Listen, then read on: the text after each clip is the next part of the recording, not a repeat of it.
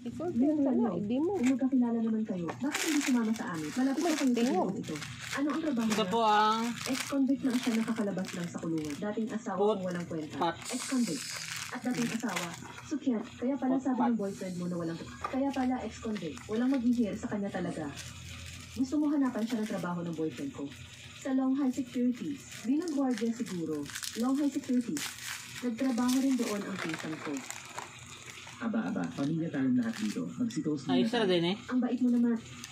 Kaya pala nakisama ka. Sa presong kakalaya lang. Pagkuha na eh. Ang sikat na beauty queen ng University nagpakalunod sa kahihiyan. Abo yan, pare-pare. Yun na. Paumanin sa abala sa inyo Tanong ka mo, may istorya.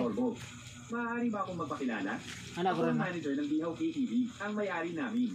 Nagpadala ng 2 bihirang bote ng alak para sa inyo.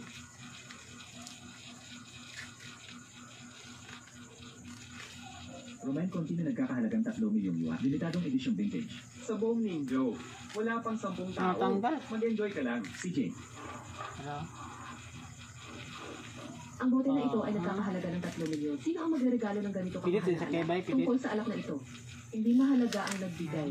Ang tatanggap ang talagang mahalaga. Ang alak sa huli ay para inumin kahit gaano kamahal. Diba? Buksan mo. Inumin na natin ito. Gwapo, pwede ko ba itong matikman? Ang 3 milyong dolyar na alak na ito. Magkakaibigan tayo dito. Siyempre pwede. Salamat talaga. Isang bote lang ito pero 3 milyon ang halaga.